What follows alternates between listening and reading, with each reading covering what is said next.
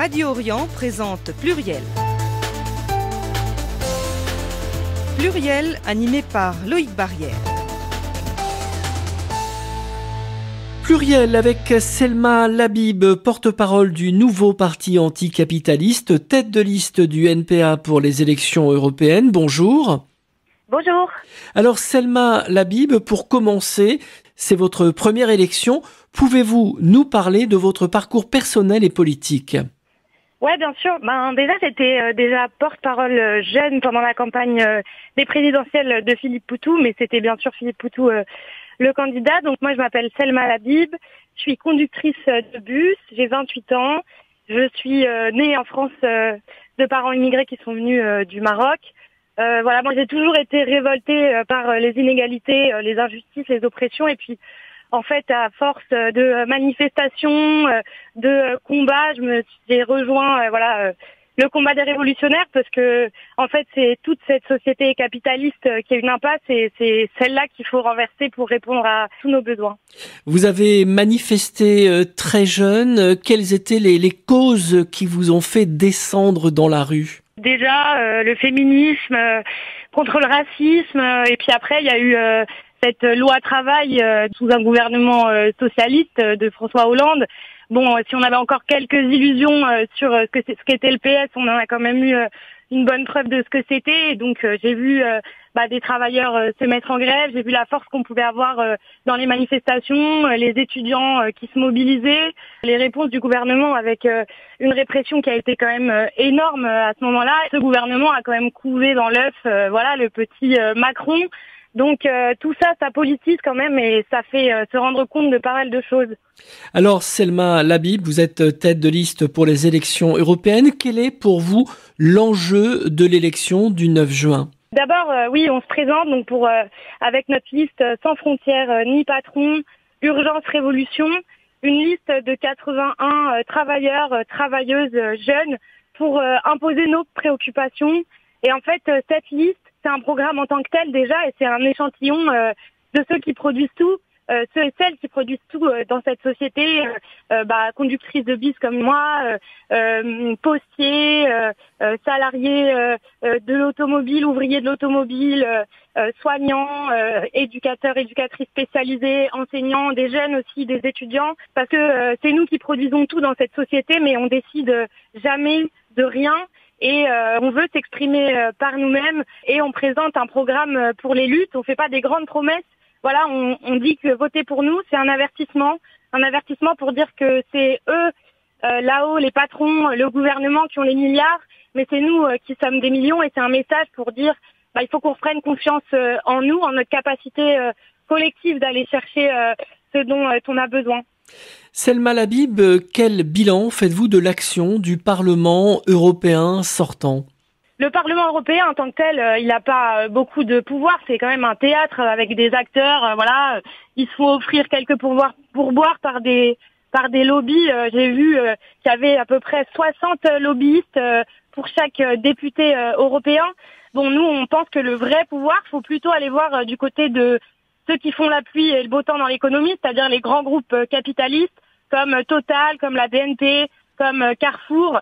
C'est eux qui imposent en fait leur dictature à toute la société. Et c'est pour défendre ces intérêts-là que les parlements et le gouvernement ils nous attaquent. Toute la pluie d'attaques contre nous, contre les droits des travailleurs. Donc c'est pour défendre ces intérêts-là aussi, je le dis quand même, qui cherchent à contrôler des régions du monde, comme on le voit avec ce qui se passe en ce moment en Nouvelle-Calédonie, à Nouméa, pour notamment le nickel ou les espaces maritimes par exemple. Donc nous, notre liste, c'est aussi pour dénoncer ça et en profiter pour montrer que nous, on est du côté des travailleurs là-dedans. Alors votre liste s'appelle « Pour un monde sans frontières ni patron ». Concrètement, comment cela pourrait-il se traduire au niveau européen ? D'abord, nous, on est internationalistes. Donc on pense que c'est pas à l'échelle européenne, mais bien à l'échelle du monde entier qu'on pense changer les choses. On est pour la fin des frontières à l'intérieur de l'Europe, mais on est pour la fin des frontières à l'extérieur aussi. Il y a eu 25 000 morts en 20 ans en Méditerranée, donc les frontières elles tuent. La loi de Darmanin sur l'immigration, qui a d'ailleurs aussi été voté par Le Pen, elle vient renforcer ça. Et le pacte Asile et Immigration qui a été voté à l'échelle européenne, elle a eu les suffrages de l'extrême droite jusqu'à même des sociodémocrates comme en Allemagne par exemple. Donc nous on pense que cette politique elle est criminelle et elle est faite pour rendre les migrants plus fragiles, plus précaires et en fait par extension tous les immigrés, même les enfants d'immigrés comme moi, par des lois racistes, par un climat raciste et ça profite au patronat en fait qui impose ces conditions. Donc l'Europe forteresse, c'est une entreprise criminelle de division des travailleurs pour tirer l'ensemble des salaires vers le bas, même les nôtres. Et quand on dit qu'on est pour un monde sans frontières, c'est pour un monde d'égalité des droits. On ne pourra plus jouer de cette concurrence en fait entre les uns et les autres. Voilà. Selma Labib, quels progrès sociaux pourraient apporter des députés européens issus du NPA? Comme je vous dis, nous on pense que les choses, on peut les avoir par les luttes, mais dans ce Parlement, on serait parmi les seuls travailleurs. Nous, ce qu'on veut, c'est mettre le nez dans leurs affaires, c'est dénoncer leurs petits arrangements, dénoncer leurs grandes stratégies géopolitiques. C'est ça notre objectif. Après, il y a quelques petites directives qui ont pu être positives dans ce Parlement, comme celle de reconnaître les travailleurs des plateformes Uber, par exemple, comme étant des salariés. Bien sûr, c'est des choses qu'on pourrait appuyer, mais regardez comment c'est mis en place. Macron, il a choisi de pas transposer cette directive ici en France, par exemple. Donc, quand on prétend que l'Union européenne, elle décide de tout, on voit bien que c'est les intérêts des capitalistes qui sont aux commandes. Donc, nous, c'est pour aller, il n'y a pas de raison qu'ils restent entre eux et on a à mettre le nez dans leurs affaires parce que c'est de nos vies qui discutent pendant que nous on bosse.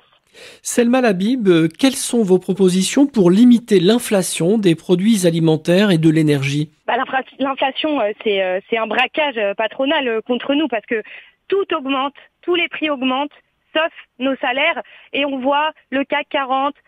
150 milliards de bénéfices, Total 21 milliards de bénéfices et nous c'est nos salaires ils baissent, les prix ils augmentent et en fait c'est la galère tous les jours. Donc notre proposition c'est déjà que les salaires ils doivent augmenter autant que les prix augmentent. Voilà, c'est ce qu'on appelle l'échelle mobile des salaires et surtout les prix de première nécessité. Voilà, s'ils augmentent, nos salaires ils doivent augmenter en même temps parce que c'est d'ailleurs aussi sur nos salaires que ce patronat il se fait ses bénéfices. Mais il y a cette échelle mobile des salaires et il y a aussi à rattraper toute l'inflation qu'on s'est pris dans la figure. Donc on pense qu'il faut se battre pour 400 € de plus par mois sur nos fiches de paye, sur nos pensions ou nos revenus. Pas un salaire, pas un revenu en dessous de 2000 € net. Ça, c'est une nécessité. Et au-delà de ça, parce que en ce moment, il y a des plans de licenciement qui pleuvent.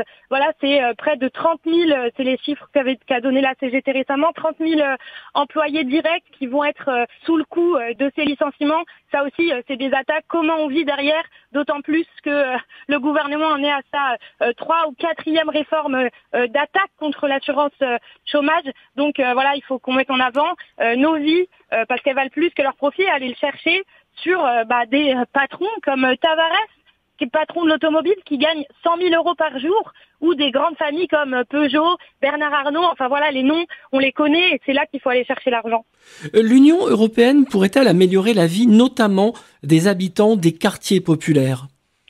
Moi, j'habite à Villejuif, donc dans un quartier populaire. En fait, ce que c'est un quartier populaire, c'est un quartier ouvrier où il y a essentiellement des familles de travailleurs et de travailleuses. Les vieux, ils sont retraités, les jeunes, ils sont en formation ou alors privés d'emploi à cause des licenciements dont je vous parlais.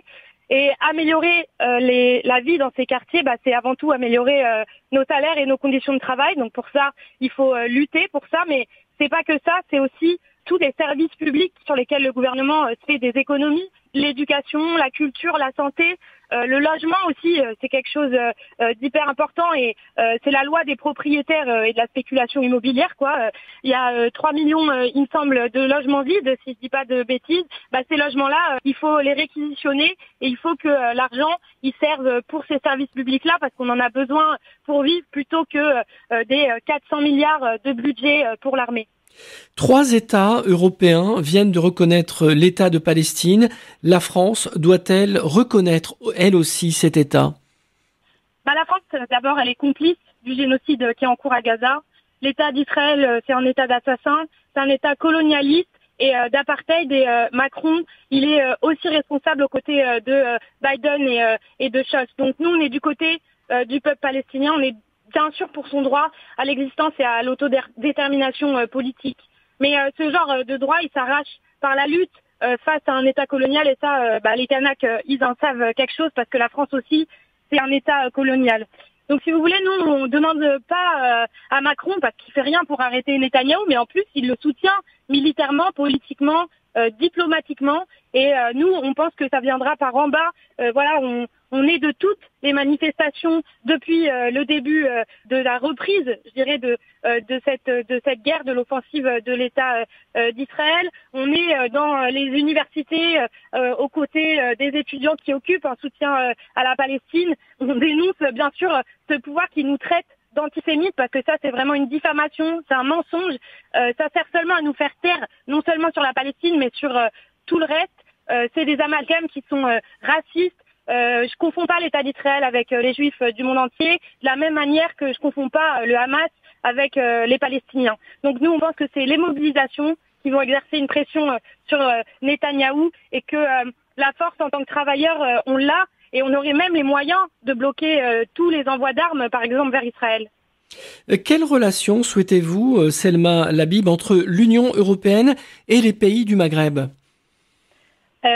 Comme avec les travailleurs de tous les pays, j'aimerais que on unisse nos forces et qu'on puisse coopérer librement, sans domination, sans exploitation.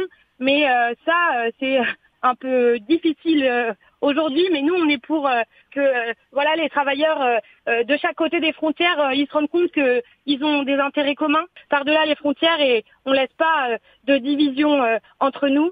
Et de fait, on est déjà mélangés sur nos lieux de travail, par exemple, et tant mieux, donc faut pas qu'on se laisse diviser. Alors, l'ENPA s'est scindé en deux groupes. Un groupe ne présente pas de candidat en France et souhaite un rapprochement avec la France insoumise. Et l'autre groupe, auquel vous appartenez, refuse tout accord avec des partis considérés comme réformistes. Pourquoi avoir fait le choix d'une liste autonome ? Je rappelle que ça n'était pas le choix d'Olivier Besancenot.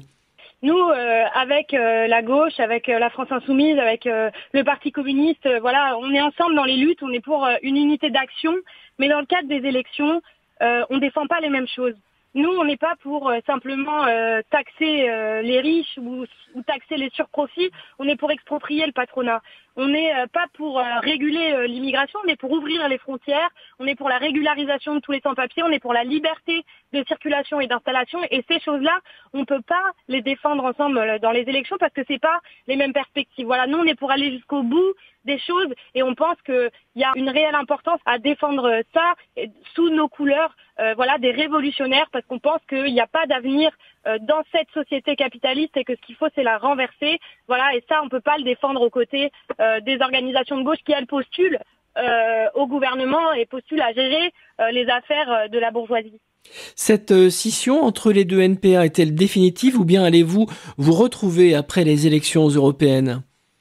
Écoutez, nous on est pour un pôle des révolutionnaires, on le défend. On a même proposé à Lutte ouvrière de faire une campagne ensemble, ils ont refusé, mais on continue de défendre ce pôle des révolutionnaires et avec tous ceux qui savent l'importance de faire exister ce courant d'idées en toute indépendance de la gauche de gouvernement. Donc comme je dis, on est pour l'unité dans l'action, mais il faut bien qu'on mette en garde contre ces gouvernements de gauche qui nous ont trahis et qu'on doit compter sur nos propres forces. Alors vous êtes très bas dans les sondages. Cette campagne vise-t-elle à faire élire des députés ou bien est-ce avant tout une tribune politique pour vous, pour exprimer vos idées, notamment dans les médias ? On n'est pas là pour témoigner. Sinon, on se présente pas pour de vrai. Là, il y aura des professions de foi dans toutes les boîtes aux lettres, des bulletins de vote dans tous les bureaux de vote. On n'est pas là pour témoigner. Ce qu'on veut, c'est dire que voter pour nous, c'est un réel avertissement pour dire que c'est à nous de faire changer les choses et que ça viendra pas par ailleurs. C'est pas qu'une tribune. C'est vraiment une campagne qu'on fait pour défendre nos perspectives, pour pas seulement résister mais repousser l'offensive patronale et pour dire que le pouvoir des travailleurs, c'est la seule façon de sortir de l'impasse dans laquelle on est. Selma Labib, le score cumulé de Jordan Bardella et de Marion Maréchal, selon les sondages, serait d'environ 40%. Quel message adressez-vous à ces électeurs qui s'apprêtent à voter pour l'extrême droite ? Ceux qui le font par conviction raciste, ils nous trouveront sur leur chemin et on les laissera pas faire. Et ceux qui pensent que voter pour le Rassemblement national, c'est mettre une claque à Macron, il faut bien qu'ils aient conscience que le RN, c'est l'adversaire que Macron a toujours rêvé. Ils mettent en scène un duel en ce moment, mais c'est un réel duo qui est sous nos yeux. Et à ceux qui se disent que Le Pen, on n'a jamais essayé, donc peut-être qu'il faudrait essayer. Il suffit de regarder les pays où l'extrême droite, leurs amis, est déjà au pouvoir.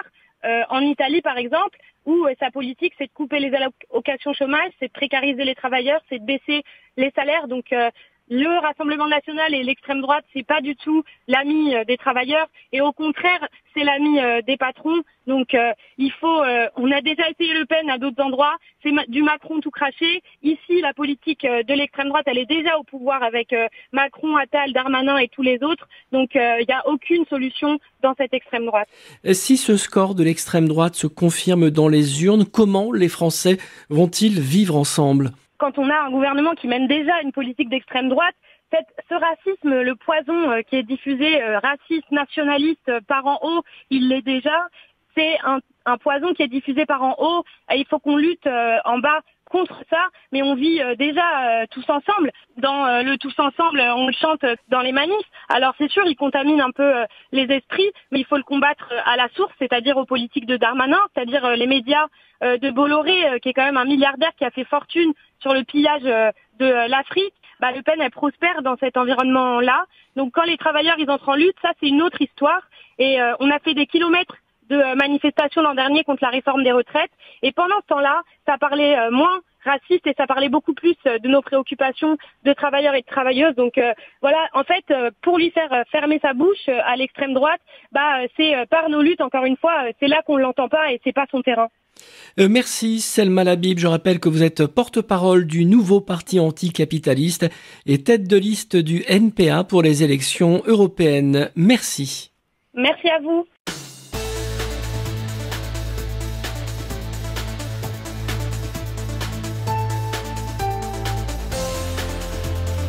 C'était Pluriel, une émission hebdomadaire présentée par Loïc Barrière.